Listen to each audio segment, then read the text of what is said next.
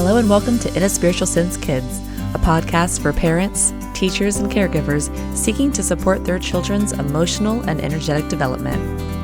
On the show, we'll blend insights from neuroscience, child psychology, and emotional awareness as we explore natural ways to help kids understand their own energy, stay grounded, and enhance creativity and imagination. Don't forget to check out our sister channel, In a Spiritual Sense, where we dive a little deeper into the metaphysical, working to build your intuition, connect with spirit guides, the paranormal, energetic healing, and more. Join me, Stacey Piagno, where we work to bridge the gap between science and spirit.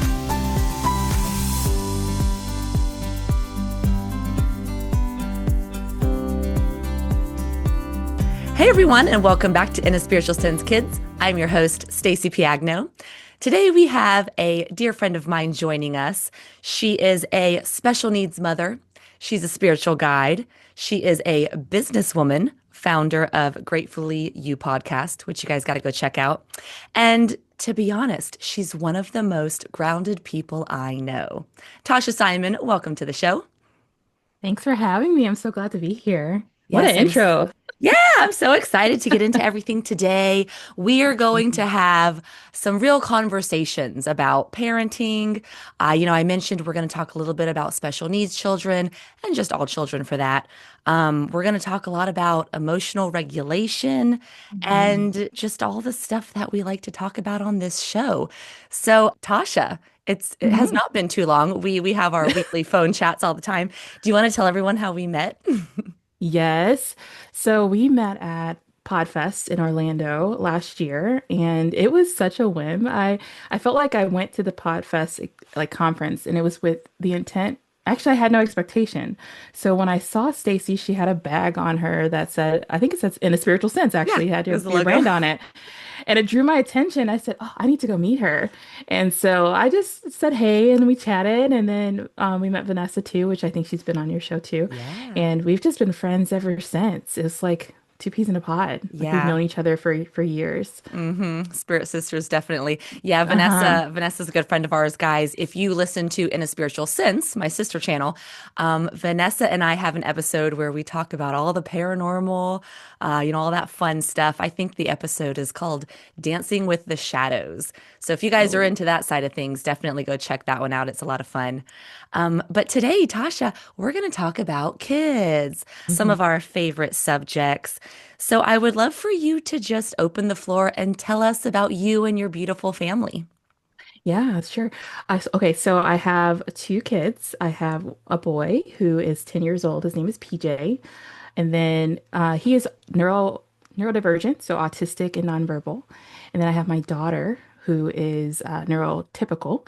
She's 7. And I have to call that out because being in the special needs community, I feel like so many people don't necessarily understand what those words mean per Yeah. se, but it's very niche to what my experience is as a parent and really to honor those children with where they're at. And so I like to call that out. But a term that I often like to use in regarding that is that we're just so unique, and I like to see them exactly as they are, not necessarily divergent versus neurodivergent. London is the 7-year-old. She is a bundle of joy. She's so sweet. It's like looking at the younger version of me, but a more Mhm. healed space. And I try to create such an environment for her that feels where she's celebrated, you know? And even in the differences between my two kids, being able to honor what she needs as well as what my son needs and not feeling like I'm giving one more attention than the other. But yeah, I feel really blessed to be their mom. It's not always easy by any means. Yeah. I don't always know what I'm doing, right? But that's where we tap into intuition and say, God source, you gave me these children, help me identify, what I need to do in these scenarios. I know we're going to probably dive into some of those Yeah. examples. Yeah, no, I But love that. And I love how you mentioned, with your daughter that she's a healed version of you.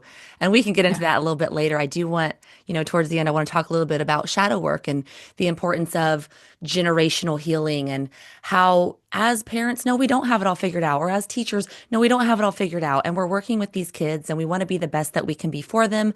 And we are Mhm. leaders.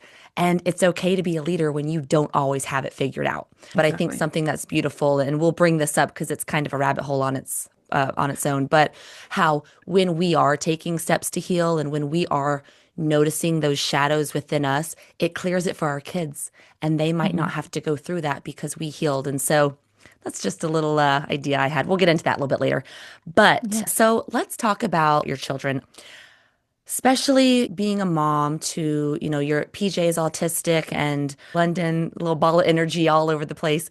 How do you find time for you and time for them? Because I think that this is one of the biggest things, right, that all parents go through is Mhm. being able to find that balance and being able to cherish your own identity while also helping them build theirs. How do you find the balance and how do you really give time to both you and them? See, I love this question because I feel like mom guilt is so huge, or Mm, dad guilt too, where there are children, once we have them, they become our world because it's our responsibility. Such a weight. At least that's how I felt when I gave birth. I'm like, I have to take care of you. This innocent soul, I want to make sure I do right by you. And it's easy to kind of fall into, oh, I am only mom, and you lose sight of your identity.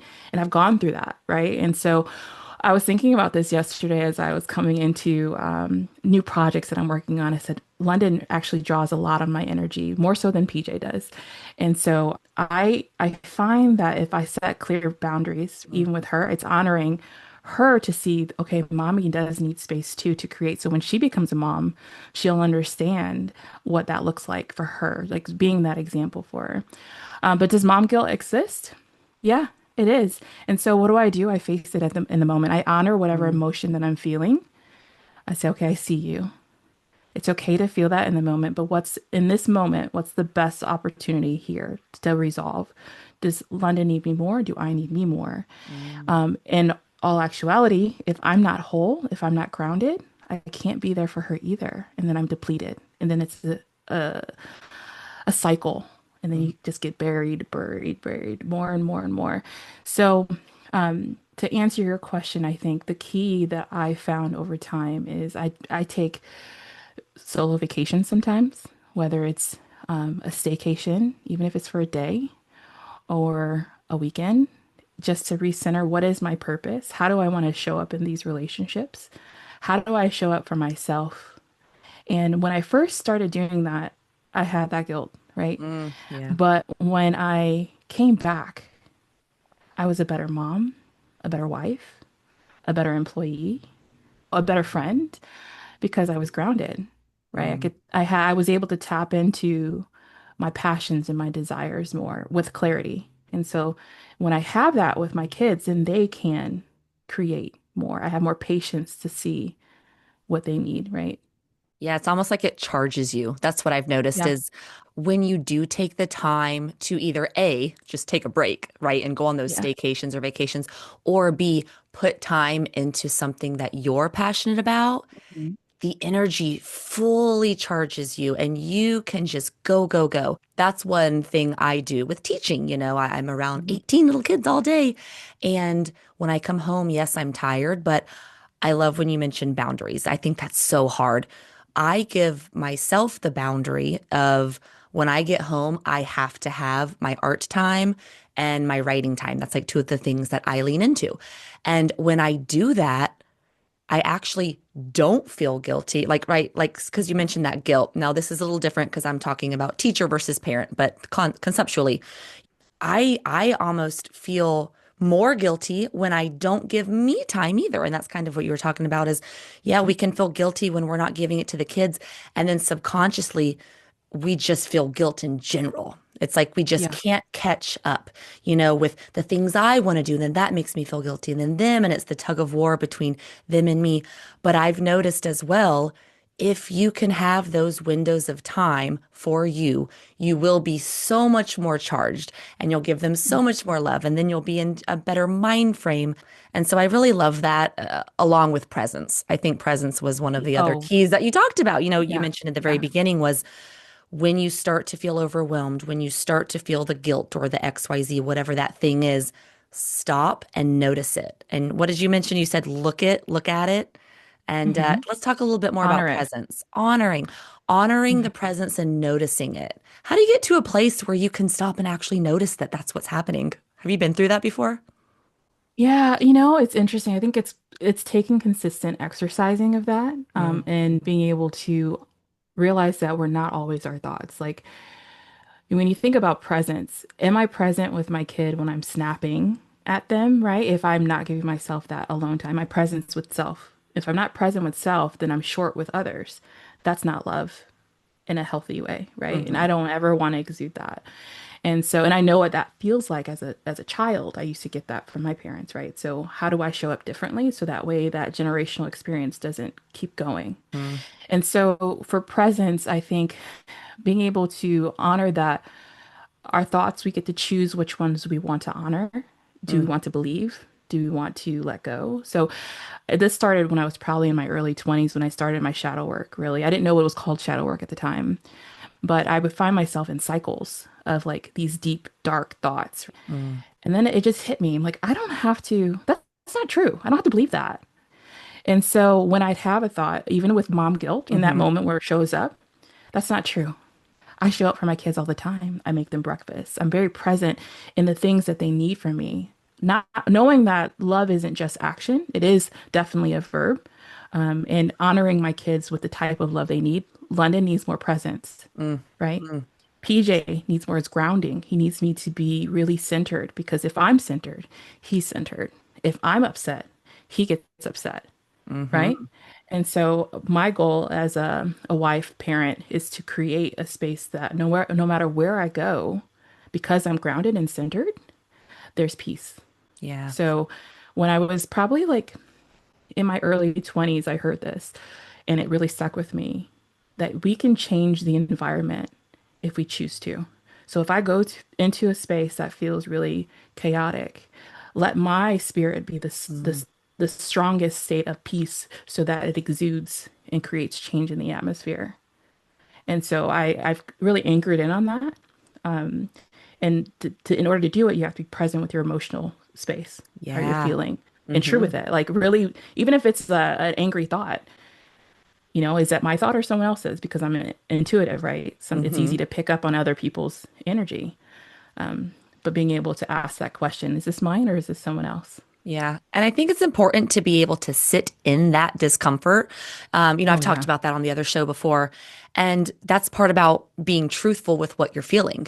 This is part about Mhm. feeling and noticing your thoughts and or your emotions is one, stopping and saying, identifying, I love what you said. Is it mine? Is it yours? And then if it is yours, feel it. And then, with shadow work and time, we get better at this, but being able to feel it and identify. And then once you identify it, whether it is yours or not yours, you can dismiss that. Like you can work through it Mhm. or you just sit in it. And you know what? And you might feel icky for a little bit and then it Mhm. passes, but you're stronger than that emotion or that thought, whatever it is. Right. And you allow it to pass, understanding that that's a part of why we're here, right? We're here to feel, we're here to live. Hmm. That's okay. We need the Yeah. duality. We need the anger and the sadness to be able to feel the highs, right? So Yeah. that's something that I've learned a lot is one, identifying it, and it's okay if it's not always comfortable all the time, but Oh, over time, yeah. as I become more grounded and more centered and I learn more about who I am, I get to change that atmosphere. I love when you mentioned that. Mhm. Yeah, so that's really Mhm. big. You mentioned something about PJ being able to, he feels what you feel, and if you're Mhm. anxious, he's anxious. I think that's very common for most children. On top of that, a child who is neurodivergent. Yeah, it's interesting because I was thinking I go in between these two terms when I describe him. Neurodivergent means that you're separate from the norm, right? And I really see him more as like he's an emergent, like he's emerging into his wholeness Mm, because he's always changing. And I think about it when I really look at the bigger picture, we all are emerging. yeah. London, myself, right? So when I think about him, his experience is a little bit different than what I've experienced, but he's helped me learn a lot about myself too, emotionally, Mhm. right? I mentioned that he's nonverbal. He's considered nonverbal. He has some words now. He does not communicate the way you and I do. But he's taught me to listen beyond words and to Yes. be able to pull in, like look at the whole picture energetically, nonverbal emotions, asking my team, God source, spirit guides, whatever, right? Angels, I need help. I remember my first time with him when he was, I think 3. I was laying in bed with him, just crying out, like, PJ, just talk to me. I want to help you. And not knowing then that he was considered autistic, I was just crying out to want to be able to support him. And that was a very dark period of me because I felt like I was failing Hmm. at the time, right? Like I didn't know how to be a mom. He was my first kid, Yeah. right? And I'm the youngest child, so I wasn't around babies when I was little. So I thought I was failing. But when I think about presence and with him, he calls me in to be present. I have to be present to hear him, Ooh. to see him, to feel him, you know? And that strength that he's helped me unfold, Hmm. that too was a part of my emergence, right, into my wholeness. Yeah. And that has been able to show up in how I treat my friends, Mm-hmm. my family, my coworkers, right? And I'm like, what a gift he's given me just by Yeah. existing. And his Hmm. presence is the gift. He doesn't have to be anything other than himself. And when I think about that, what a lesson he can give the world. Yeah. And we who are quote unquote neurotypical, who are emerging, if we are able to really tap into our very existence of just being, imagine how much better the world would be. Hmm. And because we're all present, Yeah. we're not trying to be something other than what we truly are because of what we see.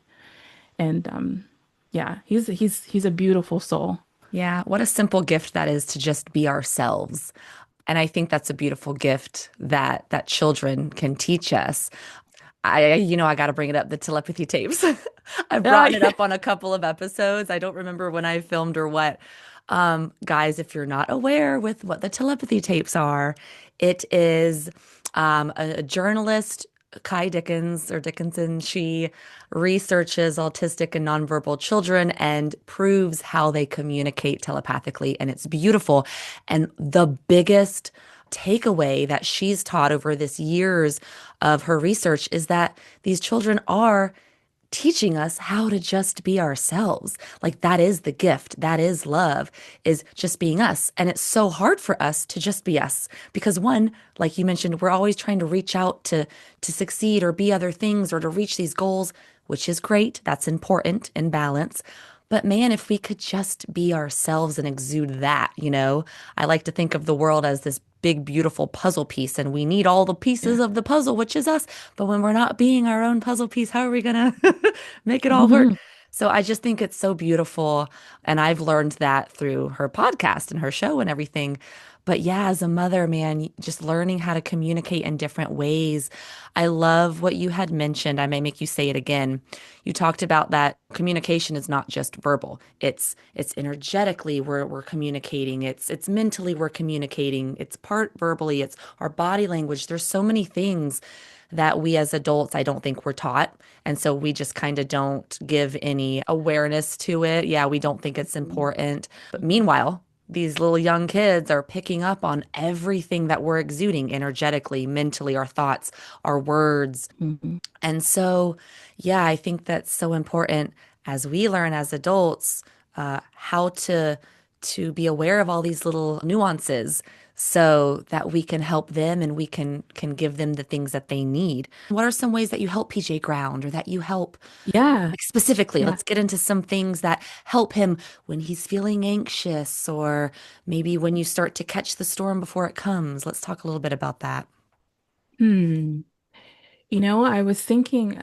about there's a two things I was going with PJ. I feel like personally it's been me learning his needs. And now that he's 10, we're having new changes are coming up. He's going through puberty, Hmm. which what I found for him is he goes through phases where like he'll have expansive growth and then emotionally he just doesn't know how to communicate what he's feeling inside. And so I think about this when I lost my voice because I was sick, trying to express yourself. And you're like, Hmm. it takes extra effort to write down what you want. And he has a device to help him speak, right? Hmm. And I just think how hard that is. And I have compassion because I know it's harder for him to get across what we need if we're not willing to hear, right? Hmm. And that's what I was going to say before. You mentioned that we have to learn how to communicate with them because, and I feel like honestly, we've always known it, we've just forgotten. Hmm. And his soul is designed to help us remember that all babies, when they come in, it's energy. They're connected to the mom. They feel it. And then we start learning different things like facial expressions and things like that. But the soul essence of who we are, we've always been that. So, okay, going back to grounding things. Okay, so for grounding with PJ, when he was younger, probably like 2 or 3 years old, he was very, very fixated on numbers Hmm. and putting things in a row. And at the time, I was like, or flicking lights. Yeah. And at the time, I didn't realize that was like a tall tale sign that, he's probably autistic and one of the many. And when he would have outbursts or like really big emotions, I call big feelings, Mm. I would sing to him, Oh, yay. or yeah, I would just sing whatever song. And usually sound, I feel like sound is very healing. Or I would have him when he learned how to count and say his ABCs, we would redirect to something that he enjoyed. So we'd count to 10, or we sing through the ABCs. Mm. And that would usually settle him. But then there's other times he would just throw his body on the floor and like, I'm like, you're gonna hurt yourself. I know these feelings are big and you're upset, but how do I help you navigate this? So we would practice deep breathing, breathe with mommy, in and out, Hmm. right? Another tool that we've done is I've learned this probably within the last 5 years is singing vowels. And I've shared this with you Yeah. before. I used to sing in choir for years, and in choir to teach you to sing your vowels as warm-ups, right? And it's I think it's A-E-I-O-U usually. Hmm. And I learned that if you reverse them, like those sounds are connected to your chakras, right? And if you reverse it, it actually will open you back up. And as you're singing them, if there's any distance in your chakras, it will clear it the more that you sing it. So he and I would practice that, but we would do it reverse. So you starting at the root, O, A, E, I, and as you're coming up, it's going through the crown and opening you up. Hmm. So because of his throat chakra, was usually where we found a lot of the challenge because he's not able to express Ah, himself. yes, I love that. We would hear the dissonance and we would work through that sound until it became clear. Yes. And so consistent practice of that created space to move the energy out of his body, right? Yeah. Because he's just like, there's so much that I'm feeling, and they're so sensitive in their body. How do I get this off of me? It's so overwhelming. Yeah. And like, and so that those are a lot of the tools. I And we love actually, that. We haven't talked a lot about the chakras on the this show yet. So, guys, what Tasha's explaining is we've got lots of chakras. I'm probably saying it wrong, but we've got lots of yeah, chakras within us and around us. But of course, you've got your seven main chakras. You've got your root, sacral, solar goes up to your throat chakra, third eye, and crown. So what Tasha's talking about is those vowels, because we're totally going to nerd out on this. Like the different vowels, the sound of that vowel resonates with different chakras. So as you sing it, what Tasha's talking about is opening up your energy, or you can reverse, correct, Tasha? Close your energy. So you're opening PJ's energy, and you found some ickiness in that throat chakra, some uh, yeah, dis dissonance. think Yeah. today, some Well, dissonance today. Yeah, and yeah. so now to clear that out, what did you do? Did you just keep singing We that vowel just, at that? yeah. Okay. Mhm. And it just Until he kind got, of, if he would get irritated, then we'll stop, right? So yeah. I let him be. I don't want to be forceful where he then hates doing something, Hmm. because then at that point it's torture, and who wants to torture their kid? Yeah.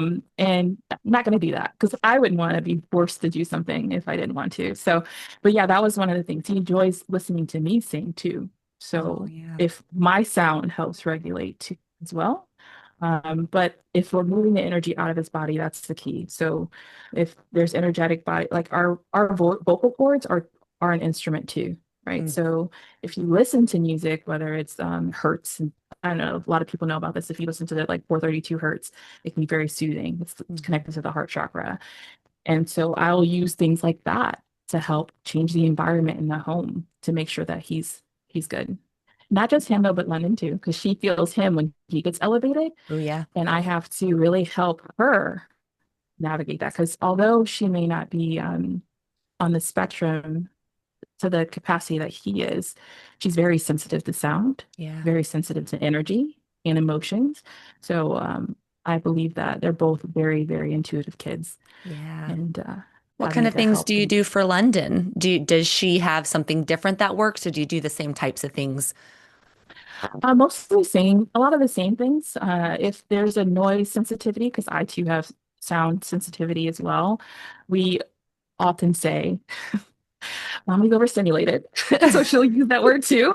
Like, we need to calm down for a little bit. Everyone needs quiet time. Yes, I love that. And so the fact that I'm giving her verbs or words to describe what I feel, so now she can understand, okay, if I'm feeling overwhelmed, I'm going to use this word. She's done that at school too. Yeah. Or she'll tell her teacher I'm overstimulated. Yeah, so And I don't good. know what 7 or 6 year old says that, but I'm very grateful that she understands that concept. Yeah. And that's a good point too. I think it's so important to teach kids how to advocate for themselves and advocate for what they're feeling. First, we have to teach them how to even feel because most of us adults are learning that too, right? Like that's always the kicker is like we have to learn it before we can help them. Or sometimes they Yeah. help us, right? Like in your case. But yeah, giving them those words to be able to express, "Hey, I am overstimulated," or I need a break, or I'm upset. I think that's the first step is for kids to be able to understand what they're feeling, and then we can take the actions. I think a lot of times parents or teachers will just start taking the steps to trying to calm them down, but we're not helping them even understand what they feel. And Yeah. the whole end all goal is that we want them to be able to feel and calm themselves down because as they grow into adults, that's what they're going to need. So I think that that's a step that we often skip. So I think that's great that you guys are working Yeah. on that. Yeah. And I could be like, I have a tendency to want to fix things, right? And so Hmm. I think most parents will want to do that, but you're 100% spot on. If we can help them to have words to describe and what these feelings are, then the self-advocacy is important. So PJ will actually walk up to me and say, I need a squeeze. Oh, yeah. And so that means he's having some overstimulation. And that's his way. He's like, I need to feel grounded in my body. That's the way Mm, I'm interpreting it. I need a deep squeeze because he likes deep pressure, right? yeah. Hmm. And not every child who's on the spectrum feels that same way, but having that, being able to attune to him, to serve him, it's an honor to serve him, right? And Hmm. me, right? I'm sure of it. Um, yeah, but to be transparent as a mom, it can be a lot. It feels Yeah. like a lot, and that's okay, Yeah. right? Yeah. Do you To ever, always be on, to always be alert. yeah, you and I had talked a little bit about it can be lonely too, right? Especially as a special needs mom. Yeah, You're going through a lot of things that maybe other parents aren't needing to go through. How has that journey been for you? What does community mean to you? Let's get into yeah. that. Yeah. I feel like I'm still figuring that out a little bit. Mhm. Like there's aspects of it that my prayer was that God source just whatever is meant for our family to open the doors for it and let those who are called to us be understanding. And Mhm. even if they don't know, to be willing to ask questions and to help and to not judge, right? So when he was younger, it was very challenging. You can't always explain why a child is having a meltdown at the grocery store. Instead, you're getting judgment by other parents saying, "Get your kid in order," right? Mhm. That's not really fair. right? And then there's that shame that you start feeling like, what am I doing wrong? Remember, I described Yep. that before. Um, and it's what freed me is when I let go of expectations of what my child should be. Mm, And then that actually translated into a lot of relationships and did a lot of shadow work for me. When I let go of expectations, it's so freeing. yeah. And even for him, I'm sure he felt the expectation that I have for him. What's wrong with you? Why can't I help you fix this? Hmm. That's a strong statement to say, what's wrong with you? Nothing's wrong with him. Yeah. And I had to be okay with even the shame that I felt in feeling that. That's that dark shadow emotion. There's been moments where I'd be like, I can't travel the way that I wanted to. Hmm. And I live in Arizona because we have amazing resources for PJ here. There's been many of times I've been offered jobs to move out of state. And I'm like, oh man, will my life continue? Will it be what I thought it would be as a kid, right? I had Yeah. all these dreams to travel the world, and that reality has shifted. And when you go through that shift, there is a grief process, right? Um, grieving the what I thought my life was supposed to be. That doesn't mean it's worse, right? It's honoring, okay, maybe this isn't how I envision it to be, but I know this is going to be better. Mm, And so as I move forward with him, I choose a life where he will be and receive what he needs to. And so we make decisions based off, okay, we're not moving because he gets what he needs here.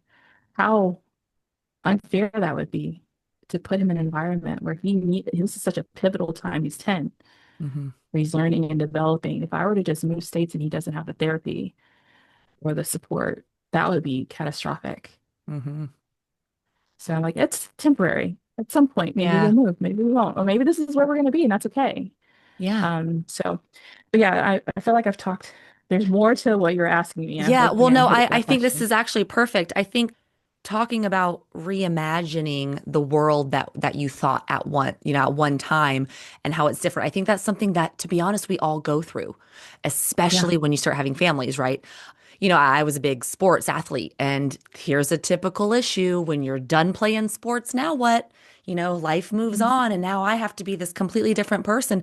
How do I want to envision my life? And I think that this is a very important conversation that people don't talk about enough. How can we still be the creators of our life and bring in joy and bring in the things that we want in a balanced way with our kids or our family or job or whatever the thing is, right?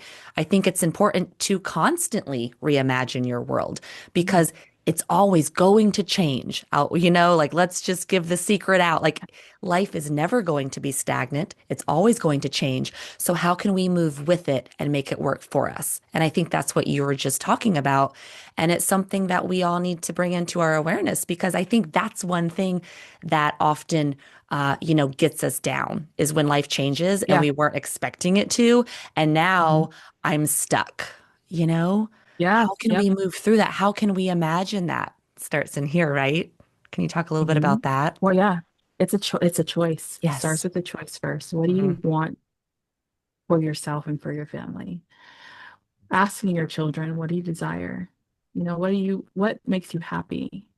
How can I help you achieve that? Like, and truly listening. Because sometimes I feel like in the Western culture, we're so busy doing, doing, doing that we're like, okay, just hurry up and do this. I'll be over here. Right. Hmm. Um, and I'm like, okay, Spirit, show me where I need to slow down. Because I'm not always going to be present in a slower pace, right? My life can Hmm. be very fast paced at times.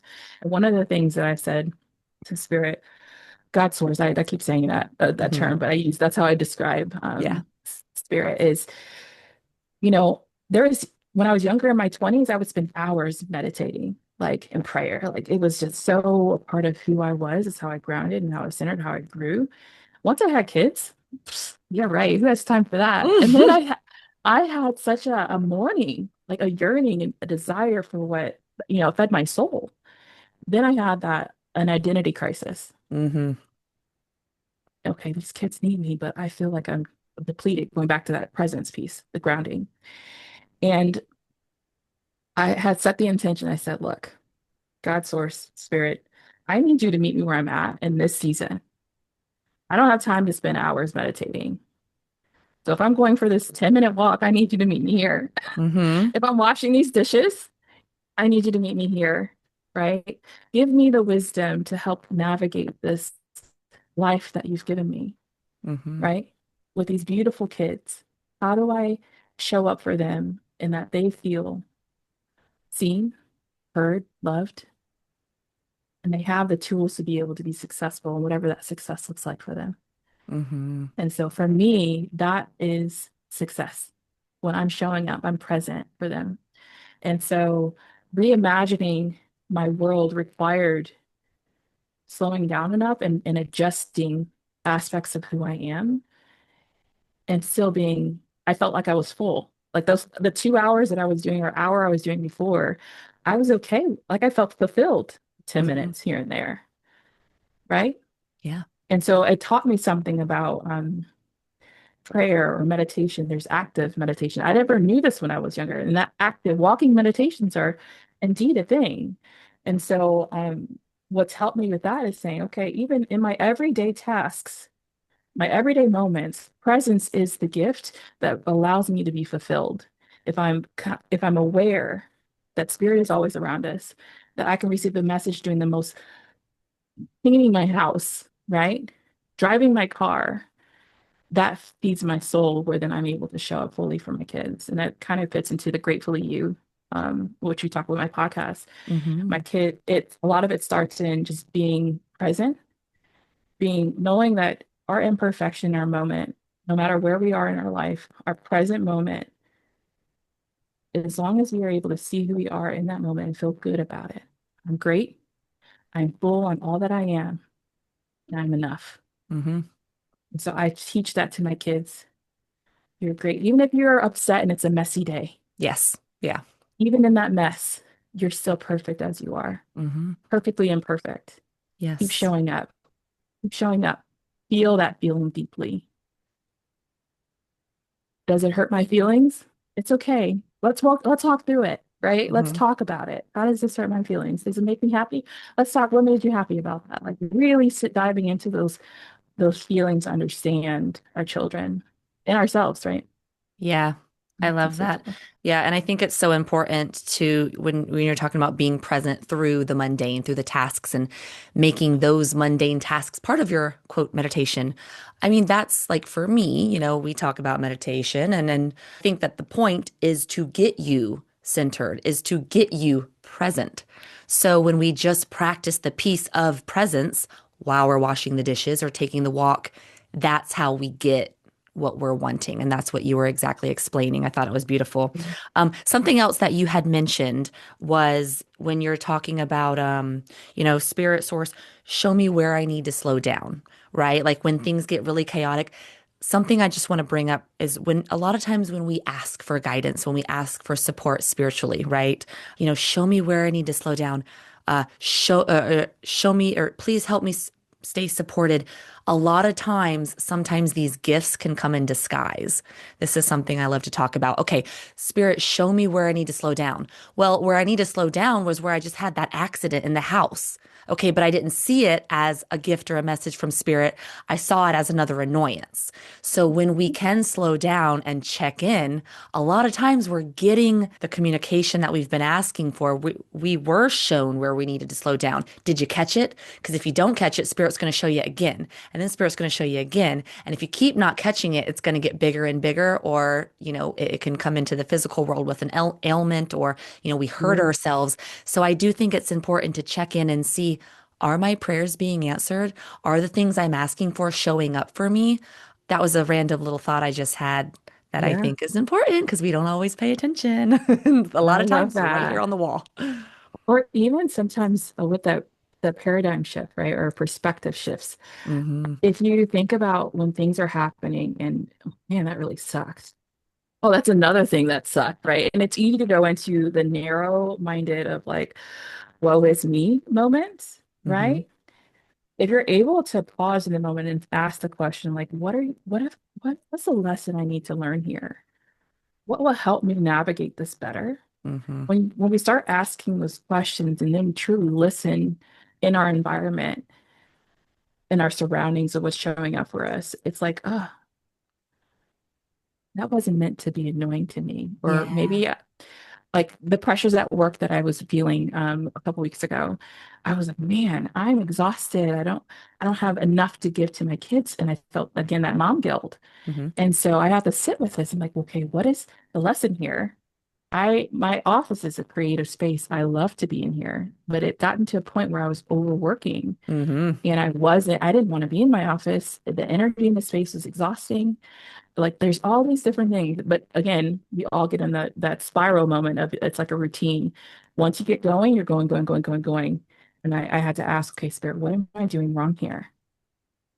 What is it that I need to shift to want Hmm. to be in my office to create again, where it doesn't feel like it's mundane, like I'm exhausted and don't want to show up.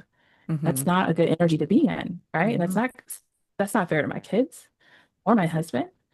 So what did I do to shift the environment? First things first, ask the question. And then two, I need to shift the atmosphere of my Hmm. office. So I did a deep cleaning. I set the intention of I do that often at my house, actually. I walk the entire house, but in this time it was my office Hmm. because the energy was bearing.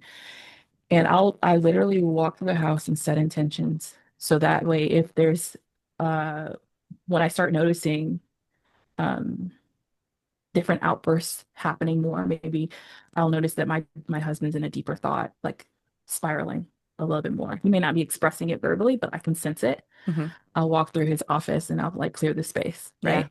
For PJ, same. If he's having more outbursts than usual because he's feeling us, I'll clear his room, right? And set the Hmm. intention.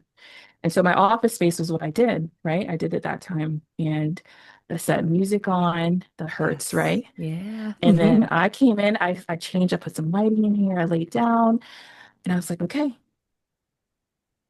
After I was done and I was able to sit in this, Spirit told me why. Mm. I want to see if you really owned or really learned from the last cycle around. Like this other examples were showing up. This person was a archetype Yep. in my life. And it's like, well, did you really learn from before? Let it show up Hmm. again. How are you going to navigate this? Will it be easier or are you going to go back into the rut of how you processed before? And so I want to challenge the listeners today. If you find yourself going into the woes because of working hard or feeling burnt out, or your kids are like, well, I'm so tired as a mom, or how do I show up? Just trust that it is possible as long as you honor yourself and like slow down, but ask the question, what is the lesson here? Yes. How can I learn and grow in this environment? How can I be revived, re-energized? And that was another aspect of my prayer. I had to do clearing on my body. Mm. I was picking up other people's energy and I wasn't aware of my own, which then affects my kids, Yeah. Hmm. right? I work remote at home. So what do you mean you're picking up other people's feelings? Well, energetically, even across the computer, Oh, you're yeah. feeling the tension, the emotion, for you as a teacher, you're feeling the kids. How do you like really ground in your energy so that way you're not picking up other people? And so when you go home, your home is your sanctuary, it's your Hmm. peace. And so I do practice every day of clearing my space. Now that I was aware of it, I'm like, ah, okay, Yep. let me set the intention, look at the spiritual technology in in my environment, right? Of my body, my etheric body. Hmm. Where is my energy leaking? How can Hmm. I call it back? How can I transmute? So that way, and then I look at each of my kids, and that's a part of the prayer process. If I'm seeing something within them, let me pray for them, let me guide them. My job as their mom is to do that for them. They don't know energetically the spiritual aspect of what's needed for their grounding. Hmm. London coming home from school, she's picking up energy from the kids and she'll bring it to the house. Oh man, that's a big emotion. Let's talk about it. One. And then I'm praying with her, showing her how to clear her energy. Yeah. Visualize a white light around you, that type of stuff. Yeah, I So love it. Let's talk about that. Let's give some examples because I think it's fun for people to hear, different ways. Like, I mean, you've given some about just cleansing in general. And I think for those listening, it doesn't have to be anything big and crazy. So Mhm. we're talking about clearing energy now and resetting the space. You just mentioned solely intention. The power of intention, what we put out from our mind is what starts to create the energy. The energy then creates the physical. So something as simple as intention, right? I'm clearing my own energy. A lot of times this is where affirmations come in, and they're endless. There's no right or wrong way to do this.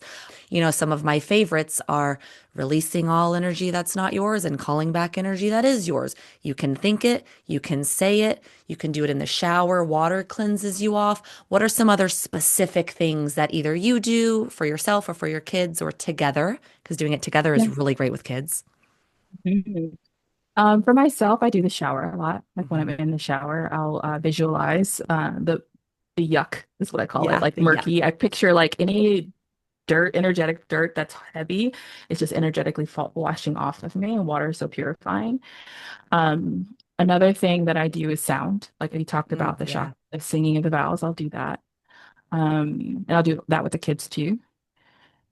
When I think about the kids, a lot of times it's asking them to before they go to school, visualizing a white bubble around them, right? Hmm. And then at the end of the day, like unzipping it, and if we forgot, because sometimes I don't always remember to do it, if I feel like I'll use this example actually with London. PJ's homeschooled, and there's a whole story behind that with I could probably share it with the group later. But with London, she goes into an environment that I can't help cultivate in the classroom. And this year, the class is a lot more energetic, to Yeah. say the least. Very, Rambunctious. there you go. They're rambunctious. And and she's like, Mommy, my ears hurt. I just don't know it's so overwhelming. And so I'll and give her the words to express to her teacher, right, to kind of Hmm. help navigate that. But when she's coming home, I can feel this sense of energy where she's either short with me, short with her brother. Just this is not my daughter's really sweet and gentle usually. So to see her Hmm. short, I'm like, okay, there's a personality shift here. How Mm. can I help her honor what she's feeling? And then we'll just say a little prayer intention, like, thank you for the lessons of the day. I release anything that doesn't belong to my high self. And I actually don't send it back to sender, right? Actually Right. transmute the energy and Hmm. send it back to source. And so that way we can release that all that doesn't serve us. And so some people have done that in the past where you send it back to sender, Yeah. but I don't like to do that. I think that source is a good transmuter of Yeah. that. And they are probably sending it because they don't always know how to manage their own. So why add it back to their Hmm. plate, right? Another example, I sing a lot, actually. Yeah. What about art? You Oh mentioned yeah, London. London likes to do London. art because that's a great way to transmute and or communicate in general. Yeah, she does a lot of artwork. Yeah. She doodles a lot. I forgot about that. Yeah, that's a good one. Yeah. PJ does a lot of stimming, so Hmm. he with his voice. But yeah, that's probably what all I could think of. I also have they have crystals too that Oh, I'll yes. have Yes. them or I'll set them in their room. But like even with my husband, he works for a call center, and so he gets really stressed. And sometimes that's why I said his office can be really dense. He'll come out, and I like literally visualize wiping the energy off of him, clearing it. Hmm. Because um, yeah, that's probably the biggest one. Oh, even with the kids, I'll deep squeezes and I Yeah. set the intention in my mind to release what doesn't serve them. Yeah. No, I think all those ways are great. And like we said, like there's endless things you can do to clean and redirect energy. And I love when you were talking about something about London. Oh, when she came home and you noticed it wasn't her personality, she was a little off. I think that's really important to pick up on as a parent because you know your children and you are able to see your child as their highest self. And I think that that's important. Maybe I'm getting on a tangent here, but when we can see our kids as their best selves as much as possible, it's only going to help them align with that version of themselves. I know when kids are having tantrums and or they're upset or they're grumpy, it's hard for us to talk to them and or be around them sometimes. Just wait till she turns into a teenager. But Yeah. as a parent, or a teacher or someone who's in charge of their lives, always seeing them as their highest self, I think is a really good way to help them ground and stay centered. So that's just Yeah. an extra thought I wanted to throw in there.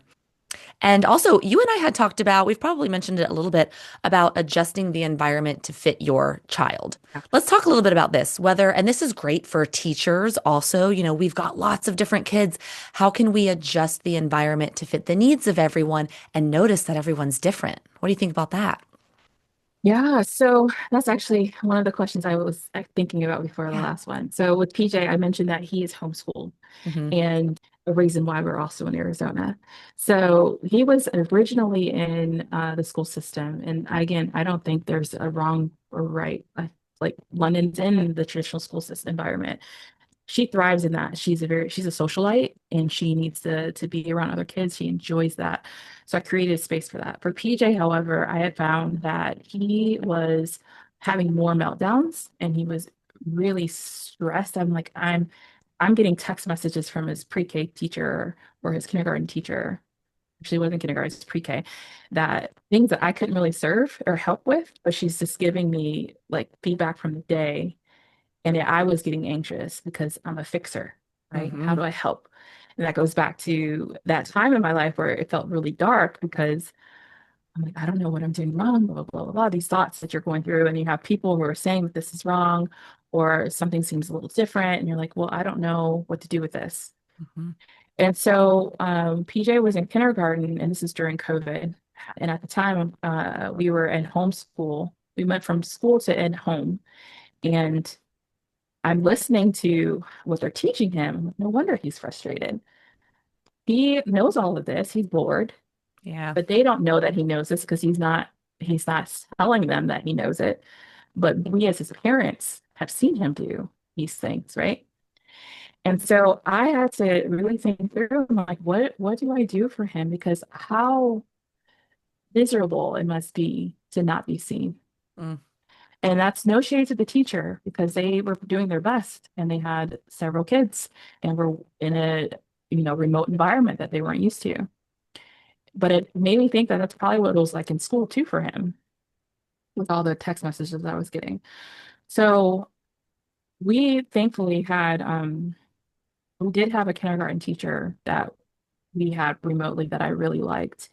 And she was there temporarily for she retired. She was serving in for someone who's pregnant. And I just loved her. And at the time, I'm like, man, I wish we could have her as a teacher. And this goes back to when you set the intention of what it is that you desire. And I need to backtrack a little bit. Hmm. That the beginning of each year, I usually write out my intention desires for me and my family. And one of the things that I wrote out for PJ was like he has his therapist, his teachers, they love him as if he was their own child and that they desire to serve him in that way and to really want to see his growth. And there's much more there, but like after we had that, after she was about to retire, it hit me like, hey, would you be interested in teaching him after you retire? And there was a scholarship program that we were able to get, and she's been with him since then. Wow. Technically he's 10 now. He was 5 at the time. And so when I think about the environment, we have all of his therapists that come for him to support him. Each one of them, I set that intention, and each one of them love him so deeply. His speech therapy has been with him since he was 3. Hmm. That's very rare. Yeah. And so setting the intention for our kids is the key. Hmm. Trusting that he'll be provided for always, whether it's me or whoever he's is with them. If I have fear that he won't, then we create that. He said Yep. it starts with the mind. Hmm. And so that started with me writing, setting the intention, making it known. And I've never been so surprised, I guess. It was a faith activator for me Yeah. to see how supported he is. And I have so many stories about he was an eloper too. And I like there's been so many times I'm like, okay, twice specifically that I was panicking. And I literally, my prayer was, God, you've got him. Yeah. I know, and this is kind of a side tangent, but he was probably like 7, I think. And London woke us up and said, "Mommy, PJ's not here." Oh, The worst thing you can hear at like 6 in the morning. yeah. He basically loped out of the house, and I had to tap in, like, okay, where is he at? Like, I couldn't hear him intuitively, right? Mm-hmm. I'm panicking. And the first thought I heard was, haven't I always protected him? Haven't I always guided him? Isn't he always cared for? And I was like, yeah, but where is he? Yeah. Like this is that inner Oh my thought, gosh. right? Yeah, yeah. And so Paris left and he was being he was being followed by an older couple in a car. Mind you, Mm. he's in his underwear, tablet in hand, Oh my God. and sandals at like 6:30 in the morning. And that just I panicked, but when I think about it, I'm like, wow, anything could have happened to Mm-hmm. him. And he was still guided and protected. Yeah. And so, yeah, for those who are listening, I feel like if we're always questioning about whether we're doing enough for our kids, set the intention that whether it's you or someone else in the world who can show up for them for their best and highest, allow them to love your kids. You love your kids, but also hold space for others to show up and show them how loved they are in the world. And Mm-hmm. so that's been a gift that I've received. It's been outside of the traditional norms of schooling. It's being able to have so many people in the community. Maybe they're not deeply connected, but even still show up for him. They ask, "How's PJ?" Right? Mm-hmm. In our neighborhood, you Yeah. know, that matters. Yeah. And I'll just add this. So, like with PJ, although we had his private teacher, we built his curriculum based on his specific interests. Like, I think about this, like how much better of experience I would have had if I was able to do what I liked, right, in school. Yeah. Like, and so loves to build. Mm-hmm. He is very smart with numbers. Like, kid, I'm like, dude, how did you know that? In his brain, I'll tell him a number and he'll calculate it without using a word calculator. I'm like, Oh that's yeah. wild. I can't do that. Mm-hmm. Brilliant. Um, Yeah. but yeah, so I think about how we build and cultivate specifically for him. We brought in a music therapist and how I'm seeing how that is evolving for him and like opening new doors up. And so I'm pretty fluid with both kids. Like, okay, what is the thing that they need now? Where do we need to adjust this curriculum? Do we need to adjust any scheduling? Like what feels right? And at some point, he may want to go to traditional school. There may be a point where I feel it's time. Mm-hmm. We're not there yet, but I'm open to that idea. Yeah. Um, and so I think that's the thing too, not being so stuck in a way where you think it needs to be a certain way. Like we talked about reimagining what our world looks like. Yeah. It needs to be continuous, not just for us, but for our kids. How do we continue to evolve and show up for each one? Yeah. And And there's being no cookie cutter creative. answer. Yeah, Yeah, like there's no having cookie time to cutter explore way. different ways. I mean, Yeah, I think we're getting there in the world where like things have been done this way for so long, like the traditional yeah, way, and that's great. And a lot of times it works, right? Like that's why we do things because they work. But having, the gumption to try something different and to explore different ways, like we can make our life anything we want. And I don't know if that sounds cliche or not, but not enough people do it. Can we just yeah, break the mold and do what's best for us and do what's best for kid one and kid two? And it can be completely different. Sometimes I think we get stuck and we don't think outside of the box enough. So I love that you're doing that for your kids. I think that's so great. Um, there's this there's this meme. This might not. I want to share this meme with you, and it's so funny, and it has nothing to do with what we just talked about. So, we're gonna shift gears. I just want to see what this brings up for you. There's this meme I saw. It was like last year, and it's this mom, and she's cleaning the house, and she's like wiping down the counters, and she's stressed out, and she's going, going, going. And the meme says, quote, I started to heal when I realized that everything I did as if I was in danger. And unquote. And I was like personally attacked by this. I was like, first of all, I don't even have kids yet. And I'm sitting here and that's what I do. I clean like I'm in a rush and I'm trying to get everything done. And it's like there's an agenda, even though there's no agenda. And I feel like we fall into these phases where we're going so much and we can't slow down. And it is literally making our nervous system break down. What do you think about this? Do you ever do this? I do it No, all the time. spot on. Yeah. And then I actually, there's two prior to kids, I was definitely that way.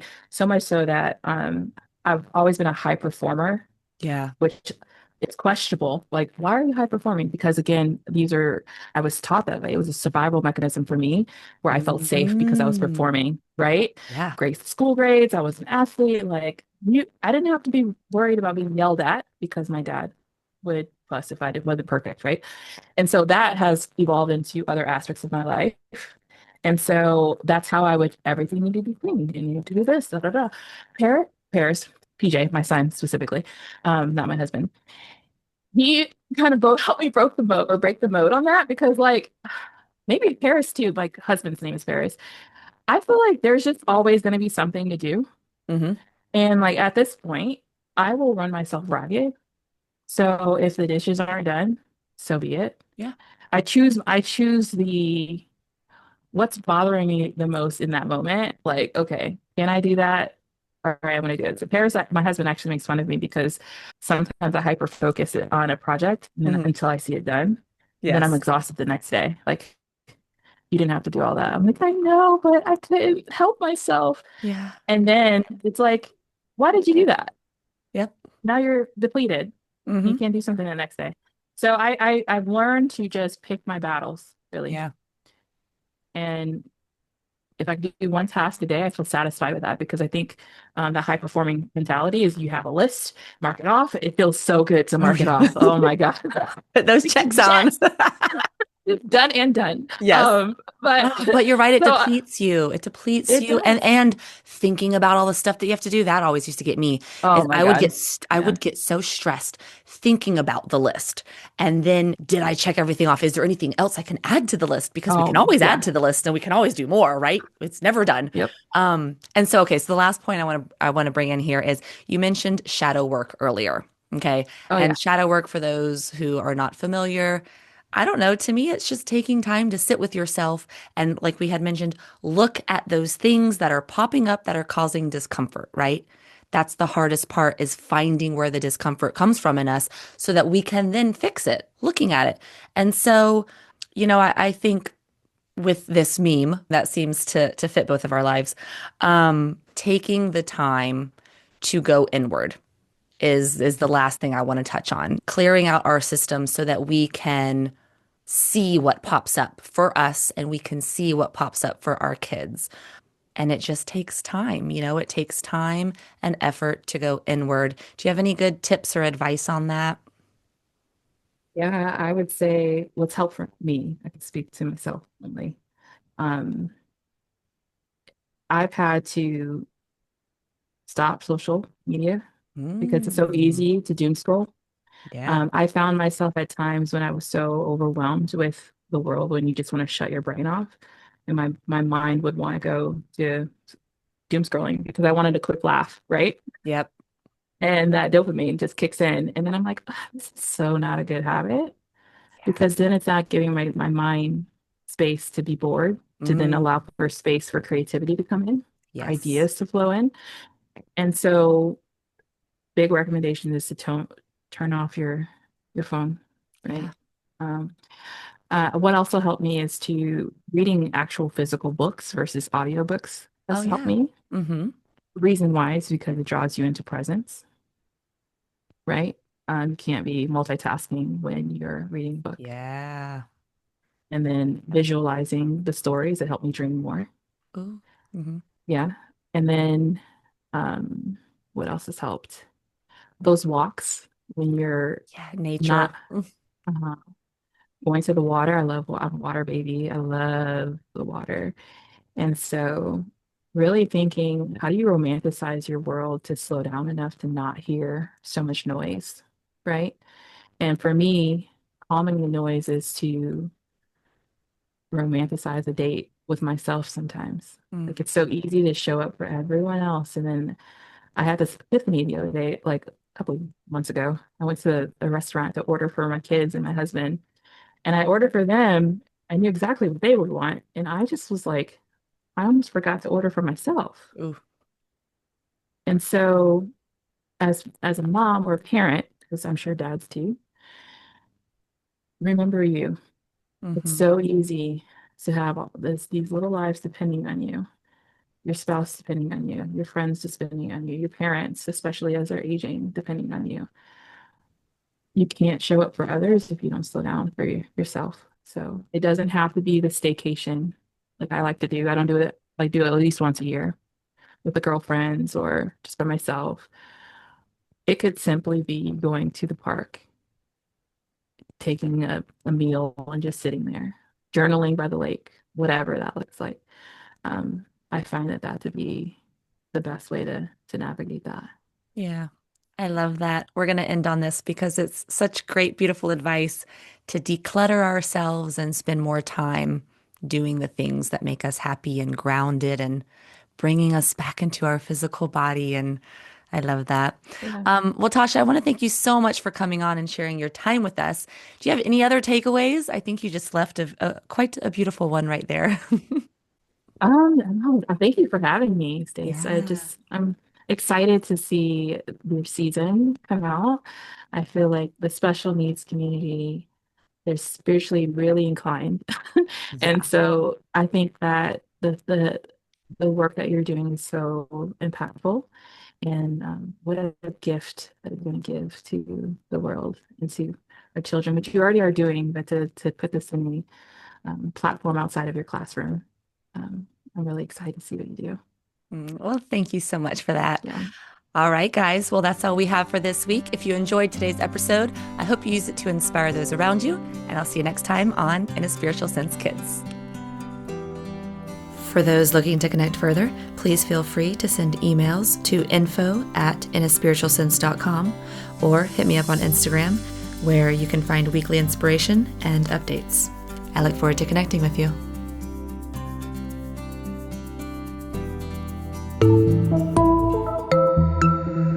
This show is part of the Mindful Podcast Network.